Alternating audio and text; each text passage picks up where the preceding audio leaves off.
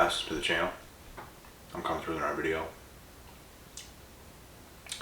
And in this topic today, we're going to do this on how the narcissist reacts to losing grade A supply, their best supply source that they had. Now,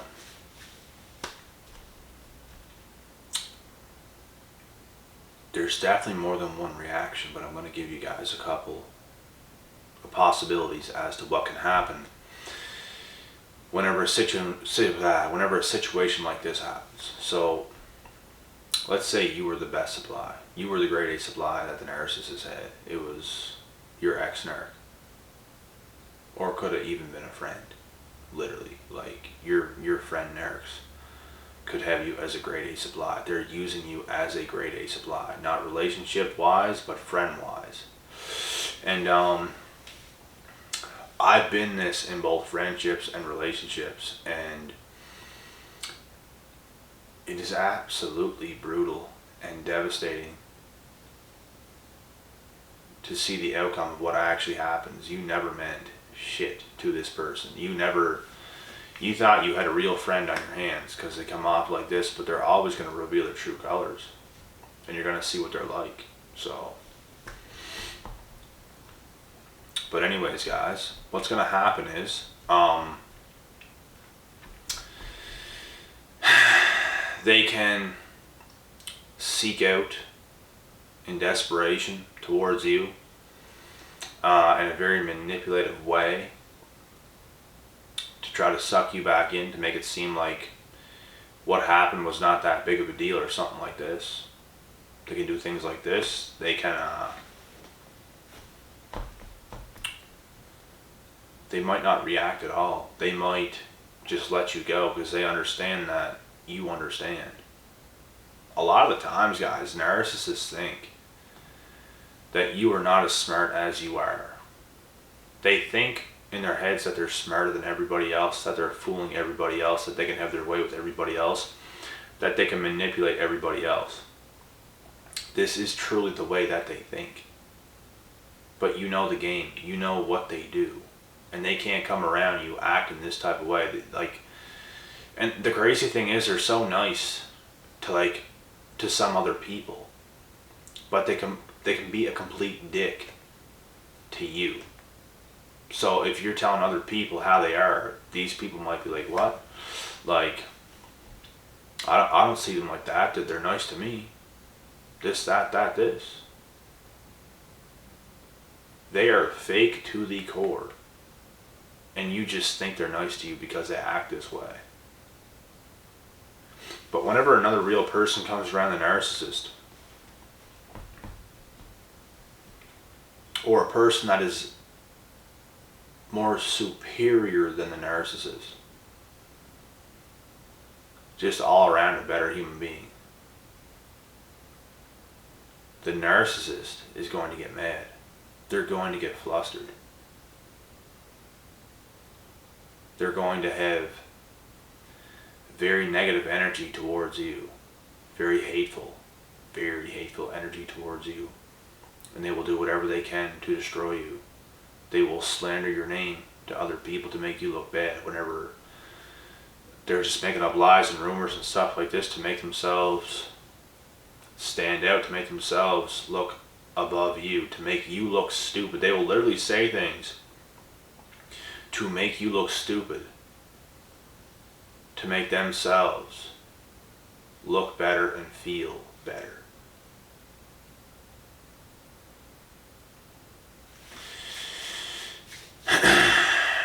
Your own damn friend, if you're dealing with a narcissist, will do something like this. They will throw you under the bus for, if they can gain something off it, quite possibly. They will do this. And it's crazy. It's crazy to see. Things like this have happened to me in the past. And the extents that some people go to ruin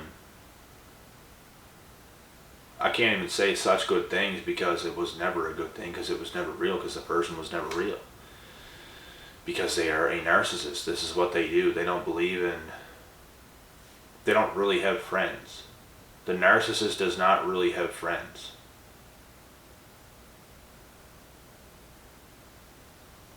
They're just acquaintances. They're just there for the ride along. They're not really your lifetime friend like you think they are. They can turn their back on you at any time they want. And it could have been like, for them to do something like this, something happened in their life, something happened in their childhood. Like their own parents could have abandoned them. And now they have this mentality. Now this is what they know. This is what they do. Believe it or not, some people become narcs and such bad people just because of what happened to their own parents.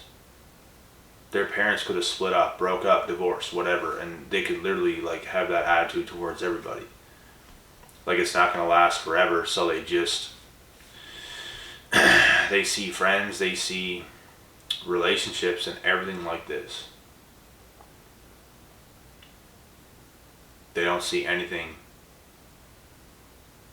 long term. They can't do it because they are fearful. They don't do relationships. And even if they get into a relationship, which they often do, they're going to ruin it. In a very short amount of time, because they are fearful that somebody else is going to leave them. They almost manifest this happening in the relationship itself. They are not secure by themselves. And they desperately want relationships, they desperately want friends, but they are fearful. Like I said, they almost manifest doing something negative on their own end to ruin something before it even begins, before anything even gets good. And I know a lot of people with BPD do this. That's why I compare the two. I don't think they're the same, but there's similarities in narcissism and borderline personality disorder, because both of these individuals have that same trait in common, and they could have both. I'm pretty sure I've dealt with a human being that had both of these. And honestly, guys, if you are around people like this and certain things like this happen to you, it can make you feel this way. I know whenever I was at my lowest points, I never necessarily felt this way, but I don't know what I felt. It was crazy. I mean, I could never sit here and say I would never trust any human being on this planet, because it's not true. Because there are people that I trust today, but they make you want to push everybody away in your life whenever this happens to you, because you don't want to bring this on anybody else. You don't want to make anybody else mad. You just want to deal with it on your own. That's what I did. You should go in isolation. And your own family and maybe friends you have in your life, they might not understand what is happening to you or what has happened to you. And in my case, they didn't understand. They did not understand. And I couldn't even put these words out of my mouth at the time to explain it, but I don't think anybody would have understood anyways, even if I could explain it the way I can now. Guys, I would have been doing these videos a long time ago if I could have put the things into words that has happened to me in the past. A long time ago. But I couldn't. But I grew as a person, and I started to understand what actually happened. And I started to understand the psychology behind what happened. I only knew what the word narcissist meant now for a couple of years, guys. Only a few years. No longer than I was 23 years old. I did not know the word narcissist existed whenever I was 22. That's how, short of a time that I knew about this stuff. And whenever I learned about narcissism, I immediately knew, holy shit. This is exactly what happened to me. And these people that did these things to me are exactly this. Holy shit. And it all clicked. And I instantly got so much knowledge for these topics. Like instantly. I could express myself so good. Because I knew these people were messed up. The ones that did me wrong, the ones that did me dirty, I knew they were messed up. Because if they could do something like that to you, they're messed up. Because I know what happened to me. I know exactly what happened to me. Every way around the board. And if someone can do something like that to you, they're very messed up individuals. They're very disturbed individuals. And when they lose that grade A supply, they're going to be very upset. Maybe not even right away. It could hit them years later. But eventually they're going to know what they lost, and it's going to hit them like a ton of bricks. And they will never get that supply that they had. They might end up with grade B, grade C, grade D supply, but they will never get what they had. Because something like that does not come around in life very often. Grade A supply is rare. Because that's a real person. And real people, real authentic people in this world are very rare. You could even be a grade B, grade C supply and be rich, but you might not be authentic. You might be lacking in other areas of your life. I don't think it has to do with money. Maybe a small percentage of it has to do with some money, because obviously the more money you have, the better supply you will have when it comes to finances. But how can you spiritually fill them up?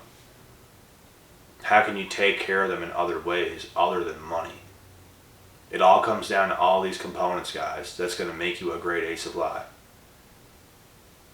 Even grade B supply is a good supply for the narc.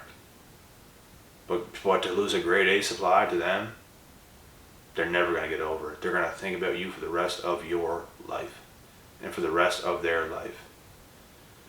And they might do something every now and then to keep in touch with you, to do something to create some sort of attention, to get your attention. You just never know with these individuals. They could come back at any given time. They could reach out at any given time. They could show up at your front door and you didn't even think they knew where you lived at any given time. You just don't know with them. They're crazy individuals, and they will do whatever it takes to be satisfied in this life, because they can't satisfy themselves. They need you. They need the grade A supply. They need the best thing that ever happened to them, because usually a narcissist will get a chance to get like the best thing that ever could have happened to them, and they ruin it. Not only do they ruin it, but they step on it 50 times. Like, guys, I've given so many people in my life chance after chance after chance after chance after chance. I'm not easy to cut somebody off. Like, whenever I actually like am with somebody and we have something going and it's good, I'm not easy to just cut them off. It's going to take something, but there is a line that you do not cross. And once they cross that line, I easily cut them off then. But you have to cross that line, and it's not an easy thing to do to cross that line. You have to be a dumbass to cross that line, and that's exactly what they are. So they never fail to disappoint. And I suggest, guys, if they ever cross that line, if you know in your head mentally, you know in your own head, they cross a line. They could even cross a line by just being like the dumbest things going. Like, they do such sus, stupid things, and it's just crossing the line. It's like you know who they are, and it's not good. In my opinion, that's crossing the line. So they might not even do something to you personally. They could just be a person that you didn't think they were at first, and they could continue to be doing like very weird things that's just making you lose all trust in them, because you just don't even know who they are, because they're something completely off other than a human being. That is crossing the line. That for me does it, like, to this day. And especially if you do something personally, you cheat, you do something like this. Guys, I've never been cheated on in my life, surprisingly. But there's little things that happened. Like, I was never in a committed relationship with somebody that actually had sex with another human being. That has never happened. But like I said, there's other little things that happened. Not to that extent, but still. It doesn't have to be just that to cross the line. There can be other things as well, but it takes quite a bit. You know what I mean? But anyways, I answered everything I had to in this video, so I'm going to cut this one short, and I'm going to get to the next topic. So I will be back, and I hope you guys enjoyed this video.